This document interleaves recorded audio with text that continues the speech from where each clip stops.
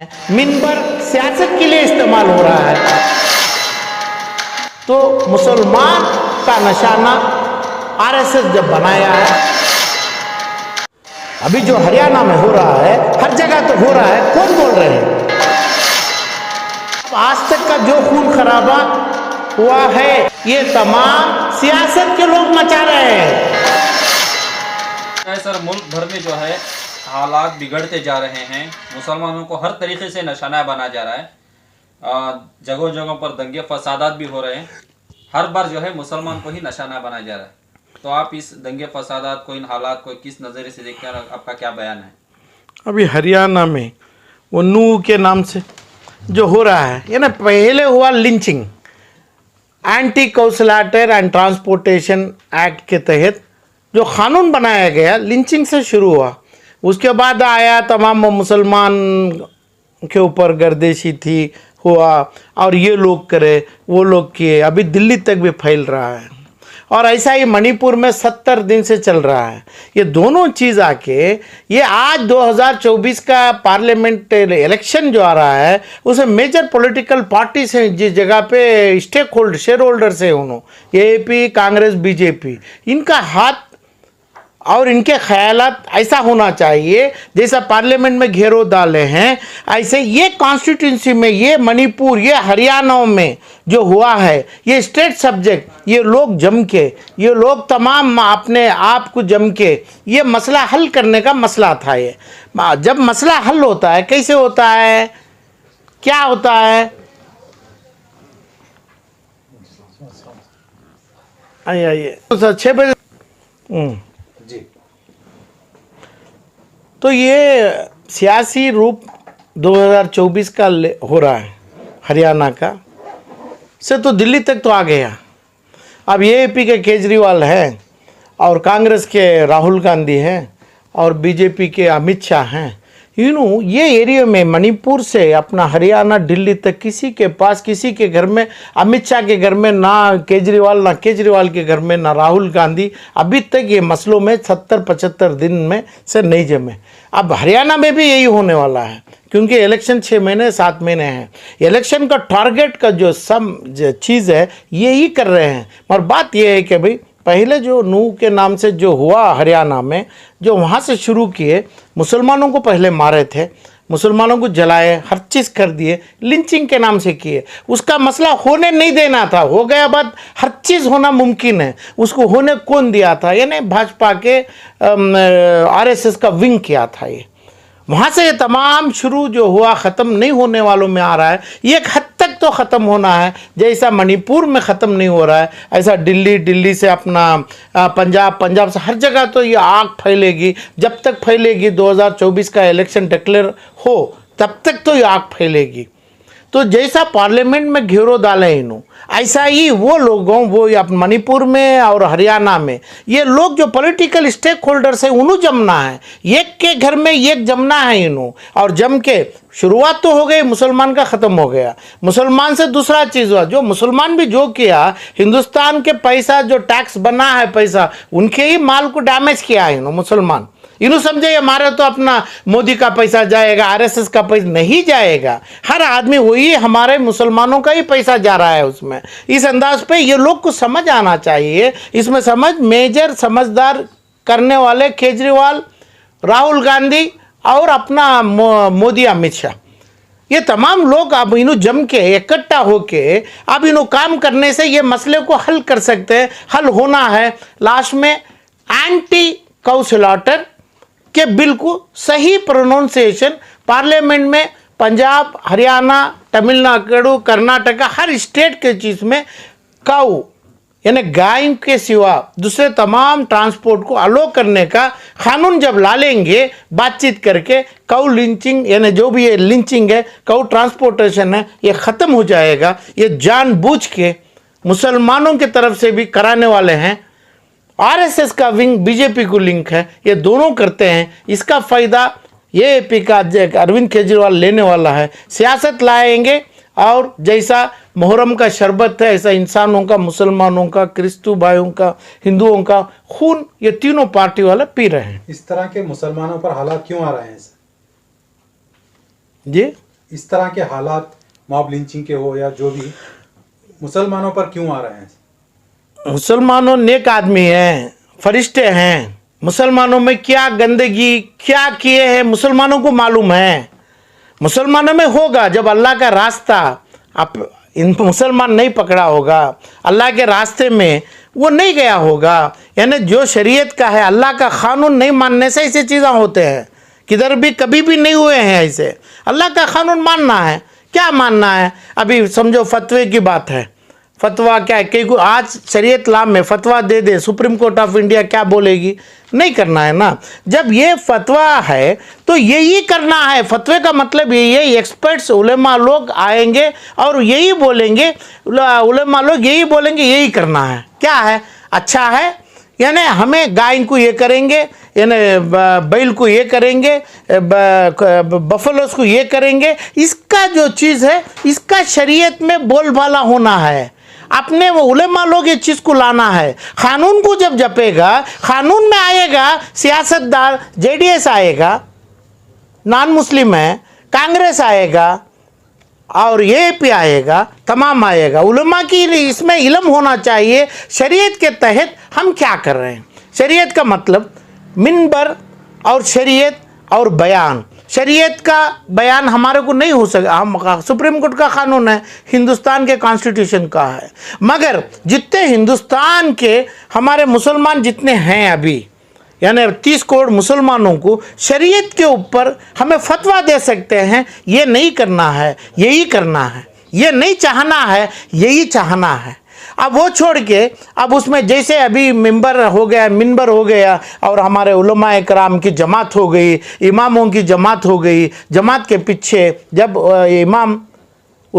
इमाम हमारे आलिम बुजुर्ग लोग जो गलत भी कर दिए, हमारे ऊपर गुनाह नहीं, हमें उसको सही करना मांगते हैं।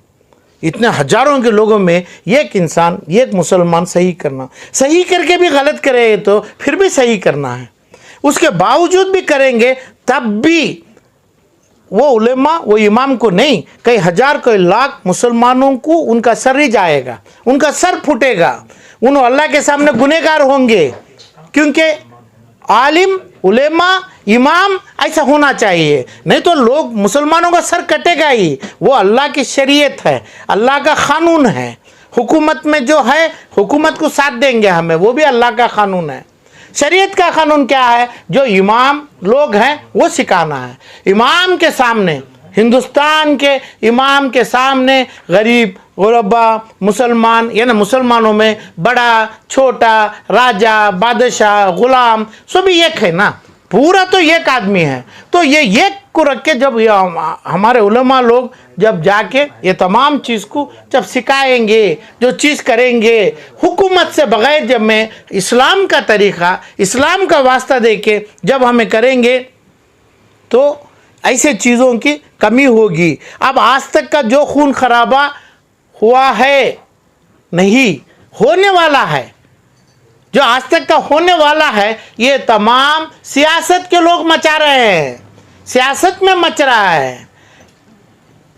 हरियाणा से बेंगलुरु, कर्नाटक से हर मुल्क में, हर स्टेट में होगा तो वहाँ उलमाए लोगों की, उलमाए कराम की, आलिमों की, यानी जमात को जो बोलते हैं आलिम, आलिम के जमात को उलमाए कराम बोलते हैं, इनमें कमी हो गई है हमारी। ये लोगों के पास हमें ऐसा मार खाएंगे।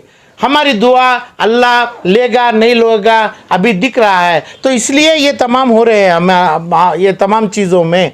तो मुसलमान का निशाना आरएसएस जब बनाया है, आरएसएस से, बीजेपी से, एएपी से छुटकारा, मुसलमान यानी कांग्रेस से मुसलमान कैसा छुटकारा लेना है, कैसा ये तमाम चीज़ों का इनके हाथ में यानी ऐसा कुर्बान होने से रोकना है। तो ये आलिमों के ऊपर जिम्मेदारी देता हूँ मैं। आलिमों की जिम्मेदारी है, उनकी गलतियां हो रहे हैं, इन्हों सियासत में जा रहे हैं। मिंबर सियासत के लिए इस्तेमाल हो रहा है। मिंबर की जगह हिंदुस्तान के राजा की बात करते हैं, हिंदुस्तान का दुश्मन की बात करते हैं।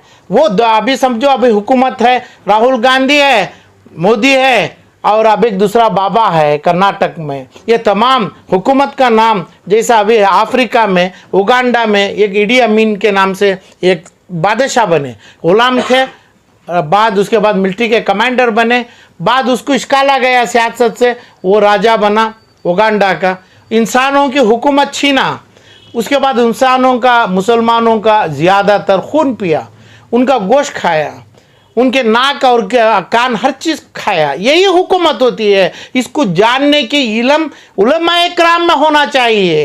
यानी हुकूमत क्या, जो चीज़ चाहिए वो हुकूमत के लिए।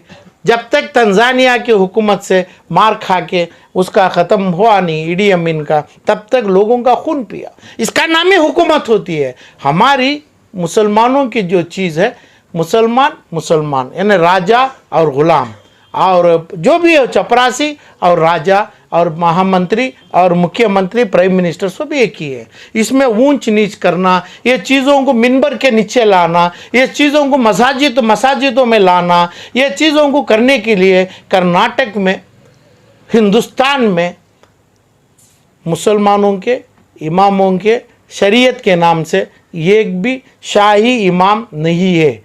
करना यहाँ तक कर्नाटका में हमारे लिए एक इमाम, एक अमीर, एक अपना उलेमा इकराम की, बड़े उलेमा की बात सुनने 50-100 उलेमा इकराम आलिम, यानी खुसूसन समझो अभी 26,000 मसाजिद हैं कर्नाटक में, 1 लाख मसाजिद हैं। वो 1 लाख के मसाजिद के उलेमा इमाम किसकी बात सुनेंगे? क्या इडी अमीन की बात सुनेंगे? न हुकूमत क्या नहीं, ये सदर हैं। सदर शरिया अल्लाह की कोर्ट में, कुरान शरीफ में लाजमी है। यानी इसका मतलब जो पढ़ के कुरान शरीफ को जो तिलावत करते हैं, उसको सही ढंग से पेश करते हैं, इनको ही हमारे शरिया मानते हैं, उलेमा मानते हैं। दूसरों को मालूम नहीं है। आज क्या हो रहा है, आज जिस दिशा में जा रहे हैं, हमें अफ्रीका के अंदर जो उगांडा में हुआ 1970 ऐसा कुछ सालों में जो इडी अमीन जो किया गया, ये खून के हालात, ये खून का गोश्त, ये सर का भेजा जो तमाम रोडों पे उनके घरों में बात जो खुल के पड़ता है भेजा फूट के, वो देखने के लिए ये इमाम लोग, ये शरिया के लोग यहाँ के इडी अमीन जैसे यानी राजा के, उस टाइम के राजा के साथ जाके ये खून और वो मुसलमानों के, नान मुसलमानों के जीभ और काटे हुए कान वो देख के आने के लिए उधर तक जा रहे हैं। उससे पहले जो करना है वही इस्लाम की शान है, वही अल्लाह का ना। अल्लाह के पास हर इंसान, हर मुसलमान आया, फिर के वापस आया इसलिए है अल्लाह के नाम से। नबी के बाद जो आया है, हमारी जो सच्चाई, हमारी जो सच्चे रास्ते में छोटे से छोटा, अभी यहाँ पे बड़ा आदमी इडी अमीन बन गया, छोटा आदमी की इज्जत कुछ नहीं हुई, तो क्या होगा? अभी जो हरियाणा में हो रहा है, हर जगह तो हो रहा है, कौन बोल रहे हैं? अरे वे बोल रहे हैं तो क्या कभी कुरान ने शरीफ में ऐसा लिखा है क्या? अब हर जगह नाम, अब मुसलमान की बेटी भागी, मुसलमान का बेटा गया, अब उसको आरएसएस वाला एक नाम दिया, और मुसलमान जो अपने घरों वालों को जिंदा जला के मारा, कौन आरएसएस वाला मारा, कौन मारा, उसके सामने जो गया उसका नाम जिहादी दिया। जिहादी का सही इंटरप्रिटेशन क्या, ना वो गया उसको पता है, ना ये लोग बोल रहे हैं। तो नाम क्या आया? मुसलमान की बच्ची भागी हिंदू के साथ, मुसलमान का बच्चा हिंदू की लड़की को लेके आया, और जो आदमी अपने खून, अपने माँ बाप, अपनी औलाद बेटी का खून देख के जब गली में आ गया तो उसको जिहादी बोले। ये तमाम कहाँ से बोले, कहाँ बोले? इमामों की, शरिया की। शरिया तो एकदम कठिन सही है, इसको फॉलो करने वाले, इंटरप्रेट करने वाले इमामों में, इमामों के सदर जिस जगह पे एक जगह बोला ये सही हो गया, बोलने वाले कौन है? कोई नहीं है। हर आदमी, हर इंसान उस टाइम के जो बादशाह हैं, जो वो बादशाह के साथ होते हैं, वो बादशाह जो भी करे उसको लिंक करते हैं मस्जिदों को, अपने बयानों को, अपने मिंबरों को। वहाँ से जो आने वाला है ये बात जिहादी, औरत बेटी में बेटी, एक औरत के अलावा जो दूसरा हमारा लड़का, और दूसरी बात जिहादी, ये तमाम नामों से होने का ये लोगों की कमज़ोरी शरिया ला के ऊपर, कुरान शरीफ के ऊपर, मिंबर की जो कमज़ोरी उन्हें एहसास कर रहे हैं, इसके ऊपर जो हो रहा है बहुत ज़्यादा होगा ये, और भी आने वाले दिनों में बहुत ज़्यादा होगा। जिस जगह ईडी अमीन का नाम एकदम खुले अल्फाज से मैं जो बोल रहा हूँ, सरकार में आने वाले ऐसे ही आएंगे, खून पिएंगे, उसके साथ अपना कलीजा खाएंगे, अपना दिमाग तोड़ के खाएंगे, ये हुकूमत के लिए। इसको दूर रखना है। मुसलमानों का सही रहना, सही जीना, सही तरीक़ा, और ये लोगों को छोड़ देना, जो चीज़ छोड़ना है छोड़ देना, हमारा हक़ हमारे चीज़ों के अंदर ले लेना, इतनी चीज़ शरिया के क़ानून से बोलना है। यही शरिया के क़ानून से हिंदुस्तान के और कर्नाटक के 225-24 जितने भी हैं, 28-30 जो भी MP हैं, ये MLA MLCों को है, यही मिंबर से एक आवाज़ डाल सकते हैं कि भाई यही होना है, यही होगा, हमारे शरिया के तहत होगा। आपकी दौलत, आपका कानून, आपके लोगों में, मुसलमान को शरिया में कोई हक नहीं है, हमें नहीं आएंगे। एक ही आवाज़ से पिछले भाजपा की गवर्नमेंट से, अभी कांग्रेस की गवर्नमेंट में, कल जनता दल की गवर्नमेंट में एक ही आवाज़ होना चाहिए। शरिया को जैसा चाहते हैं ऐसा गलत इस्तेमाल करे, गलत इंटरप्रेट करे। ये इमामों की कमज़ोरी से कर्नाटक में एक भी इमाम नहीं है, एक भी इमामों का सदर नहीं है। अब उस वजह से जो होता है ये मुसलमानों की नसीब नहीं, अल्लाह के तरफ से सज़ा मिलेगी। सज़ा मुसलमान ये नमाजियों के ऊपर आएगी।